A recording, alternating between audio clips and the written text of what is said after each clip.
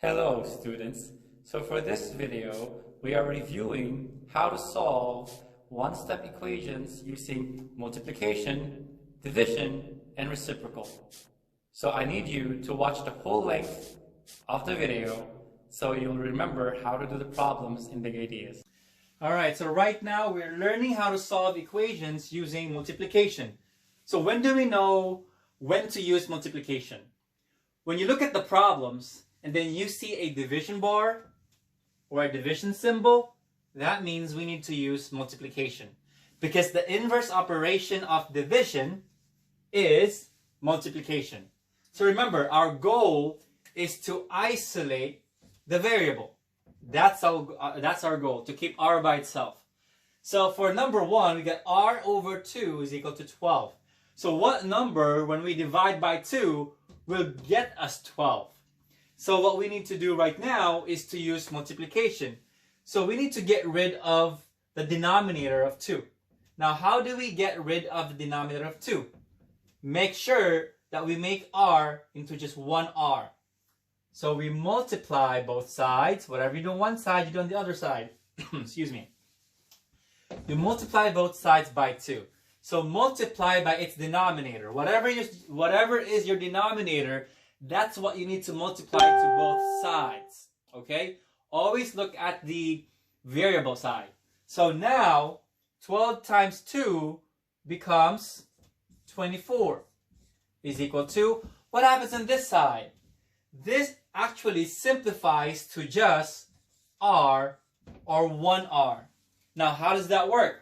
Because when we multiply straight across, 2 times r is 2r. Now, this is over 1. Remember, a whole number has a denominator of 1. So 1 times 2 is over 2. Now, 2 divided by 2 is 1r, so that's why we have r is equal to 24.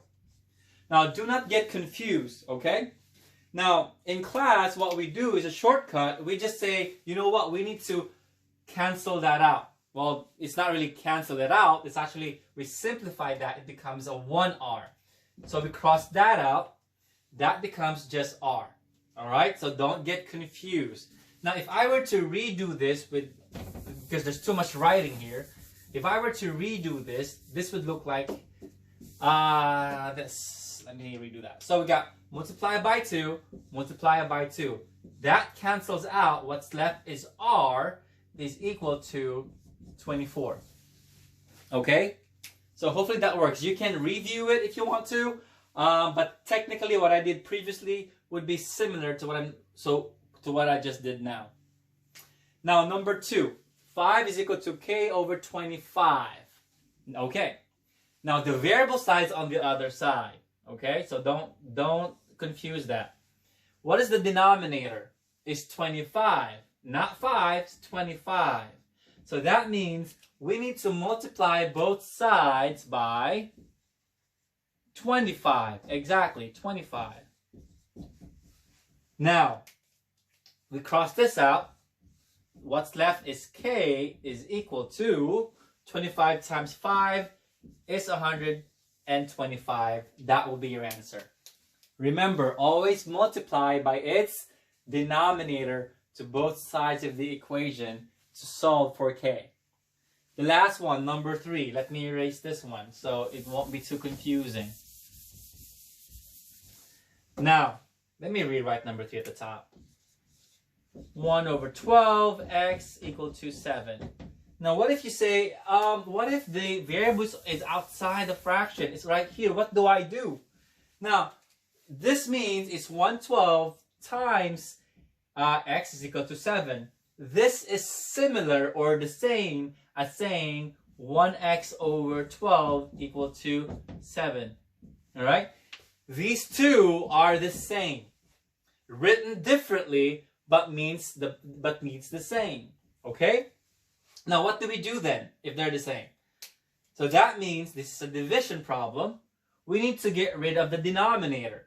So we multiply by 12. Exactly. We multiply by 12. We cross that out. What's left is 1x or x. 7 times 12 and we get 84. Now, if you ask me, do I need to rewrite this top problem like this? You don't have to. You can just type times 12 here. You can just solve this right away, times 12, and you'll get the same answer as well. Okay? So hopefully that helps. Okay, so let's try to solve equations using division. Now, how do we know that we need to use division?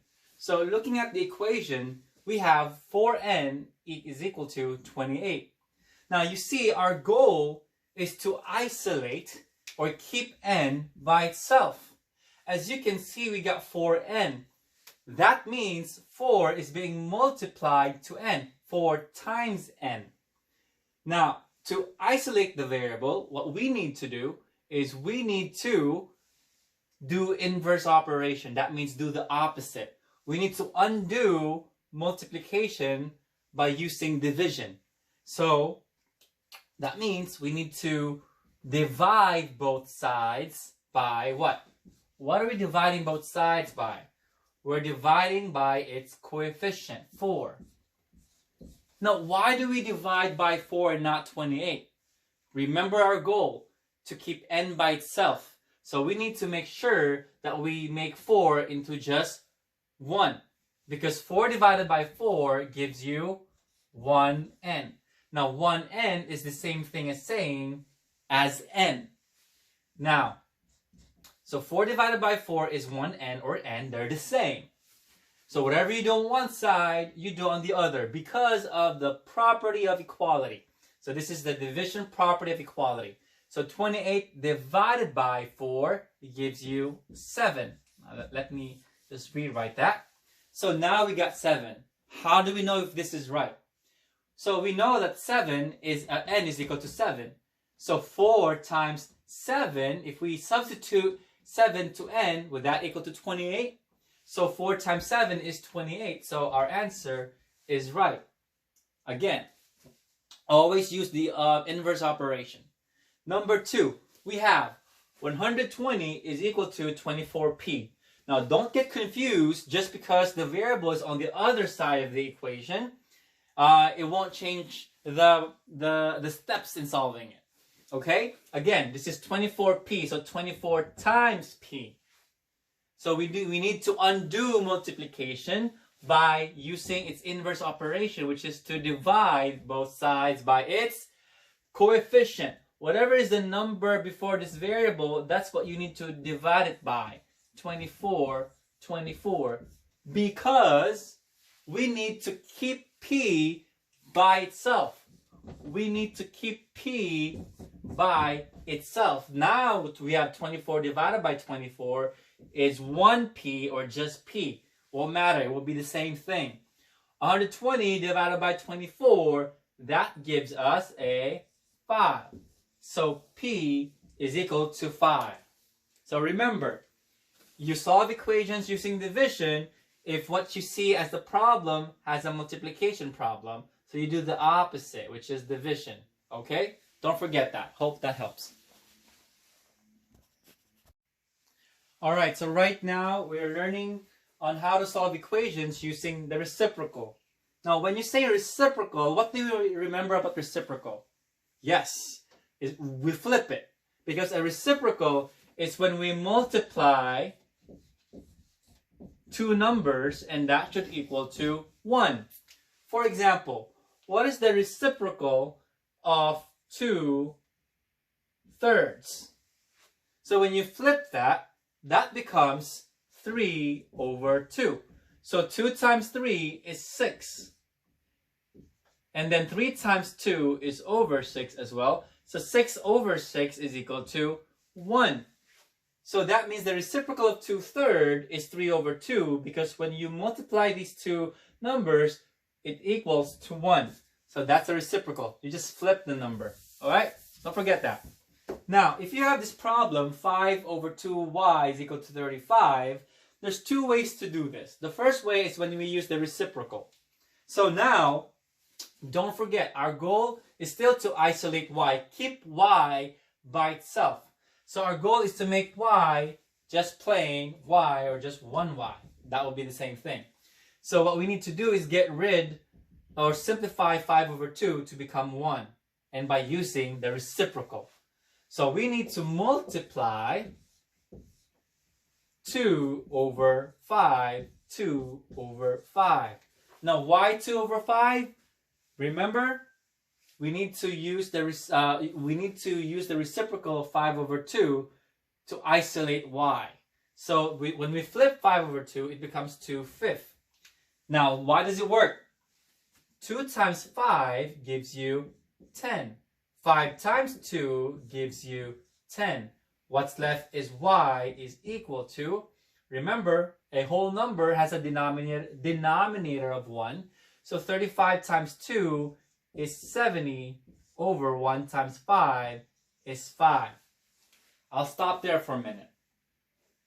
Hopefully this is clear. If not, try to rewind the video. 10 over 10, that simplifies to 1y or just y. Usually we don't put 1y because y is understandable that the coefficient is 1.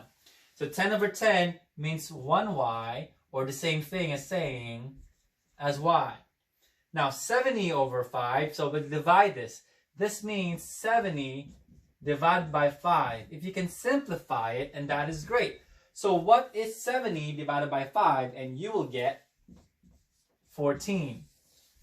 Easy, right? So this is using the reciprocal. Now the other way of doing it would be this. Let me put this on the side. Okay, let me rewrite the problem. So the problem was 5 over 2y is equal to 35. Now, the other way of doing it is using what you know, using multiplication and using division, okay? Now, if this is confusing for you, then you just stop watching and focus on this video. If you want to know the other way, so continue watching. So, the first way is, we know this is a division problem. We need to isolate y. If it's a division, get rid of the denominator by multiplying by 2 to both sides. So that simplifies to 1. What's left is 5 times y, or 5y, is equal to 70. Now, let's apply what we know. So this is a multiplication problem. So we'll do the opposite of multiplication, which is division. We're going to divide by its coefficient, by 5 by 5. That equals to 1y, or y, and 70 divided by 5 is 14. Remember, we're dividing 70 divided by 5, which is 14. So this is method 1, this is method 2. Okay?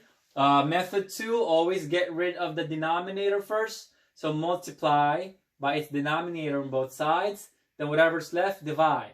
So multiply, then divide. In method 1, it uses the reciprocal of the coefficient right away. So 5 over 2, the reciprocal of 5 over 2 is 2 over 5. And voila, you got your answer as y is equal to 14. Whatever method you want to use, you can use it. Hope that helps. So let's apply what we know about solving equations in geometry. So it says here, solve for x.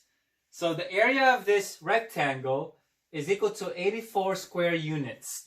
So the length is 12 units and the width is x units. Now, what do we know about area? Yes, you're right. Area is equal to length times width. Okay. Now, do we know the area of this rectangle? Yes, it's 84 square units. So this is 84, right? Square units. Now, do we know the length of the rectangle? It's 12. You're absolutely right. Times, do we know the width of the rectangle? And it is x. We don't know. It's a solve for x. Now, the problem states 84 is equal to 12 times x. How do we solve this? Are we going to use multiplication or division? This is a multiplication problem, so we do the opposite. What's the opposite of multiplication? Exactly, we divide. So we're dividing by its coefficient because our goal is to isolate x, so get rid of 12. So we're dividing each side by 12. Whatever you do on one side, you do on the other. This becomes a 1x is equal to 84 divided by 12. That should give you 7. So the answer is 7. Let's do a word problem. It says a teacher tells 36 students to form 4 equal groups. Write and solve a multiplication equation to find the number of students S there should be in each group. So we know that S represents the number of students in each group. Okay? So let's figure this out. So there are 36 total students. So the whole 36 students should form 4 equal groups. So that means 4 equal groups of students, and that should equal to 36. We already know that's 4.